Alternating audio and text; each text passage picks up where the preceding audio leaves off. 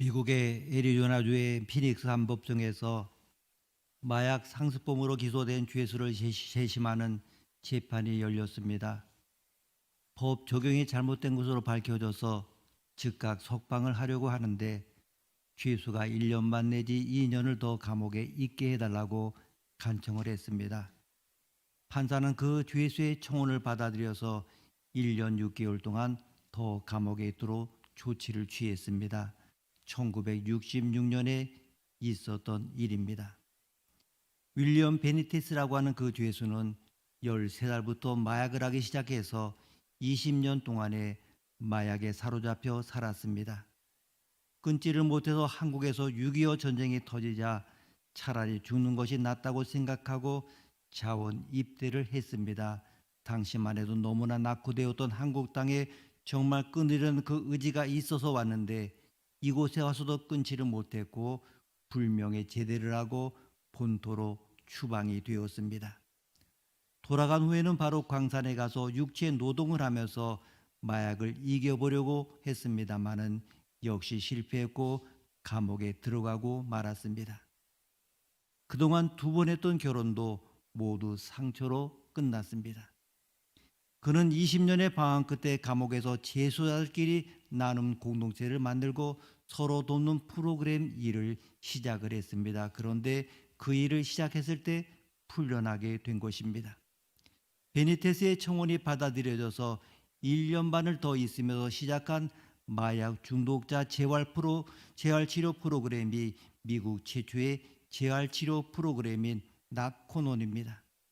이 나코논은 나코틱스와 넌의 합성어로 아무도 마약에 손대지 말자는 뜻입니다. 놀라운 것은 그 이후 전국 주요 도시에 이 프로그램이 만들어지고 30여 개국에 지부가 생겨서 마약 재활치료 세계적 권위자로 지금까지 활동하고 있는 것입니다. 우리 가운데 보게 되면 죽어라고 끊지 못하는 것들이 있습니다. 오른손을 자르면 왼손으로 하고 왼손을 자르면 오른발로 하고 오른발 왼발 다 자르면 입으로 하는 것이 도박이라고 할 정도입니다. 그렇게 내 힘으로 잘라지지 않는 것들이 많이 있습니다. 모세가 40년 동안 광야에서 훈련을 받은 것도 끊지 못하는 것들이 있기 때문입니다. 하나님께서 사용을 해야겠는데 끊지 못하는 것들이 있습니다. 여러분은 몇 년 동안이나 끊지 못하고 있습니까? 그걸 못 끊으니까 다 끊고 난 다음에 뭘 해도 한다고 생각하십니까? 끊지 못하는 것 때문에 속상해하지 마시고 할 수 있는 것을 하십시오. 그래서 예배가 중요합니다. 하지 못하는 것 생각하지 마시고 예배에 와서 은혜 받는 것 하시면 됩니다. 예배에 오시면 됩니다. 세상은 일꾼을 필요로 하고 있습니다. 하나님께서 일꾼을 만드는 일을 열심히 하고 계십니다. 하나님은 그릇을 만들고 계십니다. 하나님은 토기장입니다. 우리를 쓸만한 그릇으로 만들기를 원하십니다. 어떻게 마약을 평생 하고 감옥에 갔다 온 사람이 세계적인 권위자가 돼 있을 수 있는가? 하지만 그분은 다시 마약하는 사람을 도우며 세계적인 권위자가 되었습니다. 하나님은 누구를 쓰실지 모릅니다. 이 말은 하나님의 그릇으로 준비되라는 뜻입니다. 각자 여러분의 삶을 통해서 하나님의 그릇으로 준비되라는 뜻입니다. 우리는 로마서 9장에 들어오면서 왜 선택받은 이스라엘이 메시아를 거부했는가, 왜 메시아를 죽였는가 하는 그러한 의문을 갖게 되었습니다. 이번 질문은 우리가 함께 읽은 말씀입니다. 19절 말씀 함께 읽겠습니다. 19절입니다. 혹 내가 내게 말하기를 그러면 하나님이 어찌하여 허물하시느냐, 누가 그 뜻을 대적하느냐 하리니. 아멘. 이 문제에 대해서 사도 바울은 20절에서 명쾌하게 대답을 합니다. 20절 말씀 함께 읽습니다. 이 사람아, 내가 누구에게 감히 하나님께 반문하느냐? 지음을 받은 물건이 지은 자에게 어찌 나를 이같이 만들었느냐 말하겠느냐.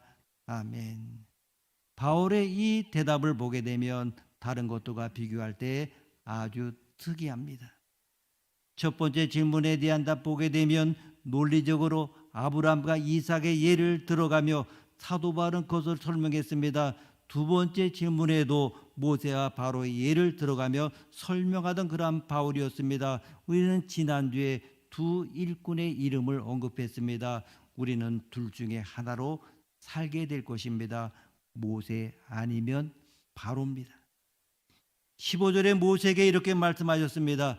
내가 긍휼히 여길 자를 긍휼히 여기고 불쌍히 여길 자를 불쌍히 여기리라. 왜 모세에게 이 말씀을 하셨겠습니까? 하나님께서는 모세를 통하여 이 일을 하기를 원하셨기 때문입니다. 17절에 바로에게도 말씀하십니다. 내가 이 일을 위하여 너를 세웠으니 곧 너로 말미암아 내 능력을 보이고 내 이름이 온 땅에 전파되게 하려 함이로라. 하나님께서 일을 하시는데 모세의 방법으로 하시고 바로의 방법으로도 하십니다. 하나님의 뜻을 알고 그 일을 이루고자 하면 모세의 방법으로 살게 될 것입니다. 그러나 하나님의 뜻이 아닌 자기 뜻으로 일을 이루려고 하는 자는 바로의 방법으로 살게 될 것입니다. 하나님의 능력을 파도 타듯 타고 산 자가 모세입니다. 하나님의 능력을 드러내며 대적함으로 그 능력이 얼마나 큰가를 보여준 인물이 바로입니다. 우리가 오늘 선택을 해야 됩니다. 모세로 살 것인가 바로로 살 것인가. 교회는 하나님의 사람을 필요로 합니다. 그래서 건강한 그리스도의 몸으로 교회가 세워져야 합니다. 하나님은 교회를 통하여 일하시기 때문입니다.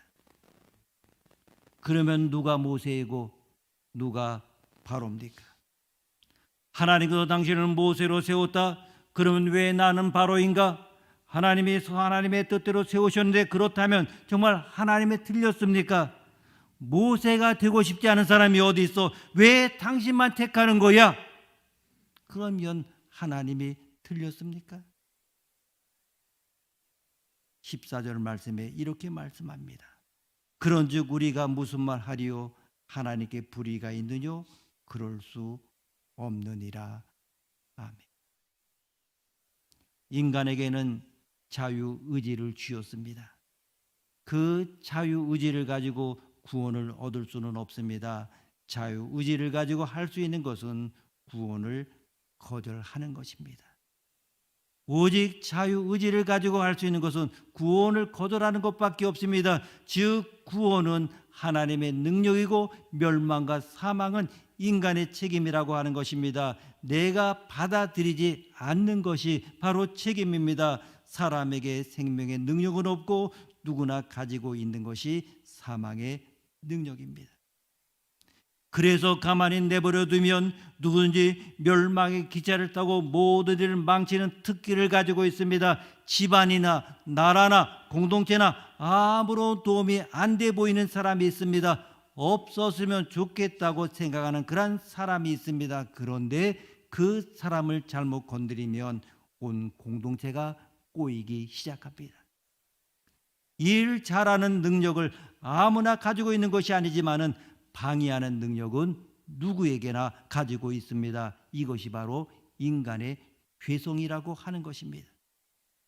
나를 왜 택하지 않았느냐고 따질 자는 아무도 없습니다. 자유의지로 내가 거절하는 것이기 때문입니다. 부모가 아이를 키우는데 묶어놓고 키우는 부모는 아무도 없습니다.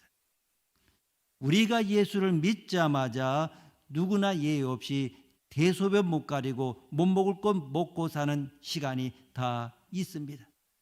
태어나는 것은 하나님의 은혜이지만은 태어난 다음부터는 누구도 예외가 없습니다. 성화가 하루아침에 되는 사람은 없습니다. 이 베네티스라고 하는 사람 20년 동안 기다려 주었듯이 우리가 방황하면서 여기저기 가고 날마다 한눈 파는 것도 하나님께서 기다려 주십니다. 그렇기 때문에 밥만 잘 먹고 있으면 됩니다. 말씀만 잘 먹고 있으면 됩니다. 딴 데로만 가지 마십시오. 그러면 결국 승리합니다. 여러분, 이 사실을 믿으십니까? 결국 선택이라고 하는 것은 하나님의 사랑입니다. 하나님이 미워서 나를 선택하지 않으신 게 아니라 하나님이 나를 너무나 사랑하셔서 선택하셨습니다. 반발하지 마십시오. 하나님은 결코 불의하지 않으십니다. 하나님은 틀리지 않으십니다. 그치지 않은 고통으로 기도하는데 부모도 남편도 자녀도 아무도 안 믿는다 할지라도 그것은 하나님의 오르심입니다. 그것을 받아들이지 않는 것이 불의입니다. 하나님이 불의하시다고 하는 것은 보면 말씀을 항상 내가 해석하고 싶은 대로 해석하고 내가 붙들고 싶은 그런 말씀만 붙잡기 때문입니다. 그래서 해석이 안 됩니다. 아기는 사탕만 먹고 초콜릿만 먹으려고 합니다. 나한테 좋은 건 그게 아닌데 자기가 먹고 싶어하는 음식만 먹습니다. 그러니까 부모는 어떡합니까? 이가 썩는 것을 보면서 할 수 없이 기다려 줍니다. 정말 내 마음대로 해석하고 화내고 원망하고 절망하는 것이 불의한 것입니다. 그래서 아이들 보게 되면 때로는 옷 안 사준다고 또한 뭐 안 사준다고 이렇게 날마다 원망합니다. C.S. 루이스는 피고 속의 하나님이라고 하는 에세이에서 요즘에는 인간이 판사고 하나님이 피고 속에 있다고 이렇게 썼습니다. 하나님은 오르시기도 하고 틀리기도 한 분이 아닙니다. 하나님께 책임을 돌리는 그 말이야말로 불의한 말입니다. 에덴 동산에서 선악과를 따먹고 하나님이 책임을 물으셨을 때 창세기 3장 12절에 보게 되면 하나님이 내게 주셔서 나와 함께 하신 여자가 실과를 주어서 먹었다라고 책임을 전가합니다. 이렇게 책임을 전가하는 것이 인간의 죄송입니다. 모두가 다 책임을 전가합니다. 나라도 집안도 책임을 전가합니다. 사람은 하나님의 영광을 가로채고 책임은 다른 사람에게 돌리다가 하나님께 그 책임을 돌리는 본능이 있습니다. 이것이 바로 인간의 죄송이라고 하는 것입니다. 우리 인간의 언어는 죄사함을 받지 않고는 거듭날 수가 없습니다. 이 마음에 쌓아둔 선과 악이 그대로 우리의 언어 생활이 됩니다. 오늘 본문에서 사도 바울은 이 사람아라는 표현으로 질문하는 사람들에게 직선적으로 말하고 있습니다. 여러분, 사형 선고를 받은 사람이 어떻게 보통 사람과 같겠습니까? 그런데 죄인인 지금 하나님께 따지고 있습니다. 그래서 사도 바울은 논리적으로 설명하기보다는 직선적으로 말합니다. 이 사람아, 내가 뉘기에 감히 하나님께 반문하느냐? 사도 바울은 이런 질문에 대하여 이 사람아라고 말을 합니다. 이 말을 살펴보면 반박하는 뉘앙스가 담겨 있습니다. 적반하장도 유분수라고 하는 뜻입니다. 그리고 사도 바울은 이 질문을 세 가지로 설명합니다. 첫째는 토기장의 비유를 들고 있습니다. 21절 말씀 함께 읽습니다. 토기장이가 진흙 한 덩어리로 하나는 귀에 쓸 그릇을 하나는 천에 쓸 그릇을 만들 고난이 없느냐. 아멘. 여기서 토기장이는 하나님을, 토기는 인간을 뜻합니다. 인간은 흙입니다. 하나님께서 흙으로 빚고 코에 생기를 불어넣으셔서 인간을 만드셨습니다. 그래서 우리는 죽으면 육체는 흙으로 돌아갑니다. 토기장에는 진흙을 잘 반죽해서 자신이 원하는 그릇을 만듭니다. 토기장은 그릇을 만들 때 똑같이 만들지 않습니다. 어떤 것은 크게, 어떤 것은 작게 만듭니다. 또 어떤 것은 귀에 쓰이는 그릇, 어떤 것은 막 쓰이는 그릇, 어떤 것은 밖에서 쓰는 그릇, 어떤 것은 안에서 들여놓고 쓰는 그릇 등을 만듭니다. 반죽은 같지만은 토기장의 마음과 필요에 따라 그릇을 만드는 것입니다. 토기장에게 이렇게 마음대로 만들 고난이 없습니까? 그렇다면 인간은 무엇입니까? 하나님의 마음대로 하는 장난감과 같은 존재입니까? 하나님의 주권은 인간의 인권을 무시합니다. 그렇다면 인간은 불필요한 존재입니까? 소나 돼지, 물건과 같은 존재입니까? 여러분, 하나님의 주권은 인간의 인권을 무시하는 것이 아닌가라고 많은 사람들은 묻습니다. 그렇지 않습니다. 여러분, 안심하시기 바랍니다. 왜냐하면 우리 토기장이신 하나님은 실수가 없는 분이시기 때문입니다. 그분은 우리를 사랑하셔서 그분의 모든 능력을 우리를 위하여 사용하십니다. 그분은 우리를 사랑하셔서 정말로 우리에게 해를 끼치거나 실수하시거나 잘못을 저지르는 분이 아니십니다. 여기에 우리 구원의 안심이 있습니다. 이것은 마치 나를 도와주는 배경이 든든하면 든든할수록 더욱 안전한 것과 같습니다. 하나님의 주권이 영원하고 독특하고 너무나 크기 때문에 내가 하나님 안에 있을 때에 나의 자유와 인간됨과 구원이 완전히 보장이 됩니다. 바울의 두 번째 대답은 22절, 23절에 있습니다. 22절, 23절 말씀 함께 읽습니다. 만일 하나님이 그의 진노를 보이시고 그의 능력을 알게 하고자 하사 멸하기로 준비된 진노의 그릇을 오래 참음으로 관용하시고 또한 영광 받기로 예비하신 바 긍휼의 그릇에 대하여 그 영광의 풍성함을 알게 하고자 하셨을지라도 무슨 말을 하리요. 아멘. 여기에 보게 되면 재미있는 말들이 나옵니다. 멸하기로 준비된 진노의 그릇과 영광 받기로 예비된 바 긍휼의 그릇이라고 하는 말입니다. 여전히 토기장이와 그릇의 비유를 말하고 있습니다. 이 그릇에 대하여 사도 바울은 24절에서 명확한 말을 하고 있습니다. 24절 말씀 함께 읽습니다. 이 그릇은 우리인이 고 유대인 중에서뿐 아니라 이방인 중에서도 부르신 자니라. 아멘.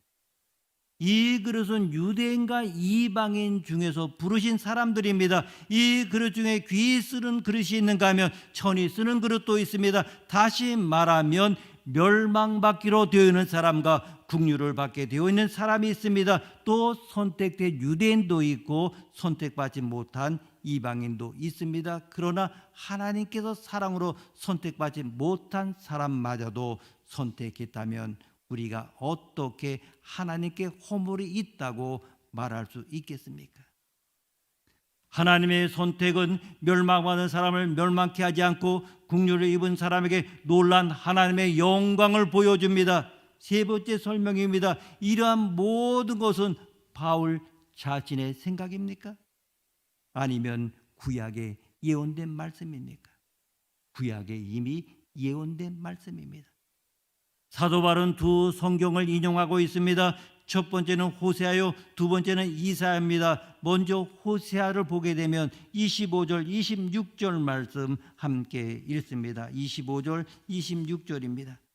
호세아의 글에도 이르기를 내가 내 백성 아닌 자를 내 백성이라 사랑하지 아니한 자를 사랑한 자라 부르리라.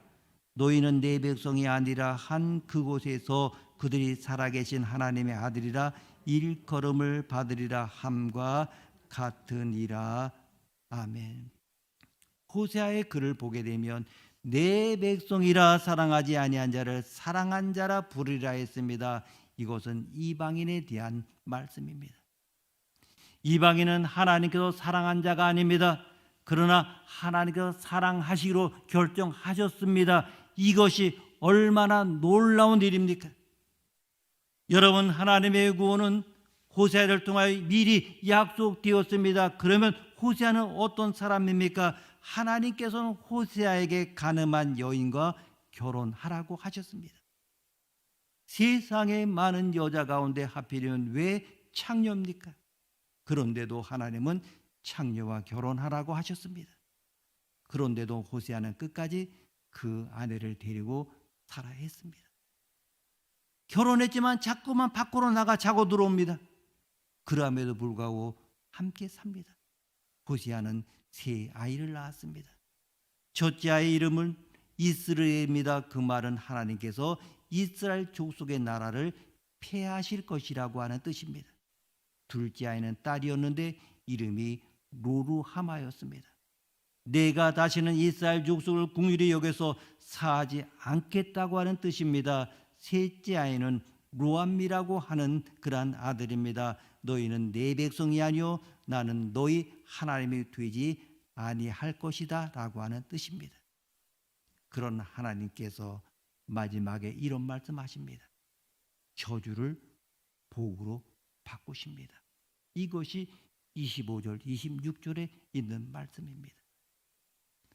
하나님께서 이방인을 구원해 주시는 그런 메시지입니다. 내 백성도 아니고 사랑받지 못하고 소망이 없던 자들을 하나님께서 모두 다 구원하셔서 멸망치 않게 하셨습니다.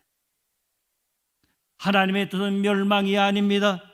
정말 지옥에 보내는 것은 하나님의 뜻이 아닙니다. 하나님은 여러분이 죽는 것을 원하지 않으십니다. 우리 하나님은 여러분이 자신의 백성이 되기를 원하십니다. 죄 용서함 받고 긍휼함을 받고 천국 백성이 되기를 원하십니다. 따라서 절망 가운데 계시는 분은 절망하지 마십시오. 만약 오늘 여러분의 절망 가운데 있다 할지라도 하나님 앞에 나와서 하나님의 이름을 부르면 하나님은 막판 뒤집기를 하십니다.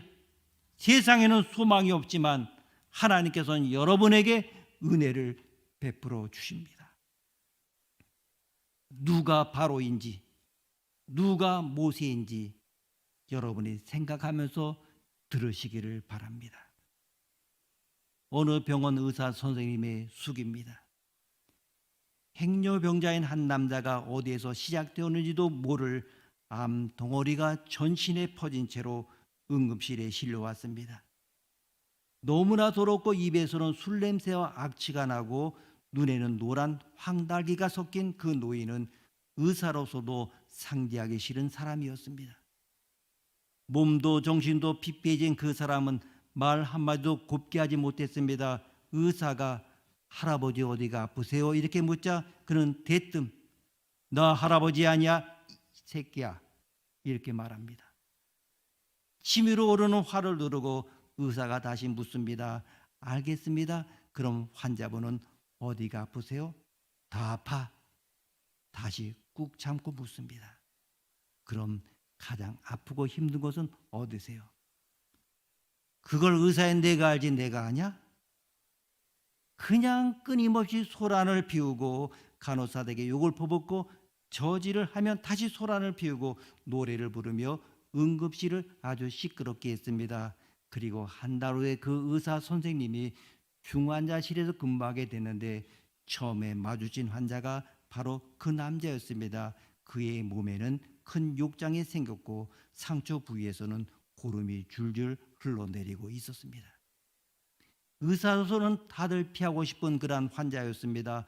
온몸이 더러울 뿐만 아니라 음식을 공급하는 튜브를 무의식 중에도 자꾸 뽑아냈고 다시 튜브를 꽂으려면 침을 질질 흘리면서 입을 굳게 담은 그 사람 때문에 1시간이 넘게 싸움을 해야 했습니다. 때로는 화를 내고 때로는 달래가며 그 사람을 붙잡고 씨름하면서 의사 선생님은 과연 그에게도 돌아가고 싶은 시간이 있었을까? 삶에 대한 열정이 있을까라는 그러한 생각을 했다고 합니다. 그러던 어느 날 어떤 중년 여인이 그 남자의 이름을 부르며 중환자실로 찾아왔습니다. 그의 아내라고 하면서 그를 보고 싶다고 했습니다. 무이타 행여병자인 그에게 어찌 아내가 있는지 놀라서 묻자 여인은 그 남자가 20년 전에 자기 남편이었다고 했습니다. 중환자실에서 남편을 만난 여인은 그를 부둥켜 안고 왜 이제와 돌아왔느냐고 통곡을 했습니다. 의사도 손가락 하나 대기 싫어했던 그의 얼굴을 쓰다듬고 부비면서 후회나 후회한이 아닌 병든 남편을 보는 아픔으로 쏟아붓는 눈물이었습니다. 그날 이후에 이 부인은 지성으로 병수발을 시작했습니다. 딸과 교대로 병실을 지키며 상처를 닦아주고 고름을 닦아내고 튜브로 음식을 공급하고 쉬는 시간에 성경을 읽어주며 기도했습니다. 늘 처참하고 아픈 사람들을 보아하는 중환자실의 의료진들은 감정을 숨기며 지낸다고 합니다. 그런데도 그 모습을 통해서 의사 선생님은 처참함이 아닌 고귀함을 느꼈다고 했습니다. 중환자실의 다른 모든 사람들도 그 모습에 감동이 되었습니다. 사연을 듣고 보니 25년 전에 남편의 열렬한 구애로 결혼을 하고 첫 아이를 낳고 행복하게 살다가 둘째 아이를 가졌을 때 남편이 3살 이름을 차려서 집을 나갔다고 합니다. 그리고 20년 만에 만난 것입니다. 얼마나 원망이 많겠습니까? 그러나 그 부인은 25년 전 남편이 보여준 그 사랑을 잊지 못해서 평생 아이들에게 아버지의 소중함을 말하고 따뜻했던 모습만 이야기하며 살아왔다고 하는 것입니다. 남자는 이미 가망이 없었고 의사 선생님은 인공호흡기를 떼고 편안하게 해주는 것이 최선이라고 아내와 딸에게 전했습니다. 그렇게 울던 부인은 인공호흡기를 떼려고 하는 의사 선생님의 손을 붙잡으며 군에 있는 아들이 휴가를 받아오는 중이라고 아들이 올 때까지만 기다려달라고 했습니다. 그 순간 이 의사 선생님은 처음으로 하나님의 모습을 사람의 눈에서 발견했다고 합니다. 병원, 특히 중환자실에서는 1분 1초가 중요한데 처자만 몰골의 아버지라도 봐야 한다는 부인의 애원에 어떤 사람의 마음도 흔들리지 않을 수가 없었습니다. 독하기로 소문난 과장 선생님도 눈시울을 붉히면서 부인의 요청을 받아들였습니다. 1시간이 지난 후에 군복 차림으로 달려온 아들은 아버지를 부둥켜 안고 흐느꼈습니다. 그리고 아버지, 남편을 둘러싼 가족은 서로의 손을 잡고 기도하기 시작했습니다. 하나님, 이 사람을 저에게 허락해 주셔서 감사합니다. 이 사람이 저에게 주었던 사랑과 그 사랑으로 인하여 가질 수 있었던 소중한 아이들 덕분에 저는 행복했습니다. 이제 당신을 떠나보내야 하지만 언제나 당신을 사랑했다고 그리고 감사했다는 말을 전해드리고 싶습니다. 이 기도가 끝날 때쯤에 중환자실에 있던 사람 중에 눈물을 흘리지 않은 사람은 아무도 없었습니다. 그렇게 산소 호흡기를 떼고 남편을 천국으로 보냈습니다. 여러분 보십시오. 참으로 저주로 끝날 수밖에 없는 집안이었지만은 모세의 역할을 한 엄마 한 사람 때문에 이 집의 저주가 끊어졌습니다. 그리고 미워하고 원망할 수밖에 없는 상황에서도 모든 식구가 사랑으로 똘똘 뭉쳤습니다. 딸도 아들도 아버지를 원망하지 않았습니다. 한 사람의 모세를 세우기 위해서 바로 역할의 남편이 수고했습니다. 하지만 결국 오래 참음으로 관용함으로 남편도 구원에 이르렀습니다. 이것이 바로 하나님의 선택입니다. 왜 나를 선택하지 않았어? 이렇게 말을 할 사람 아무도 없습니다. 사도 바울은 이사야의 예언을 인용합니다. 27절, 28절 말씀 함께 읽습니다. 또 이사야가 이스라엘에 관하여 외치되 이스라엘 자손들의 수가 비록 바다의 모래 같을지라도 남은 자만 구원을 받으리니 주께서 땅 위에서 그 말씀을 이루고 속히 시행하시리라 하셨느니라. 아멘.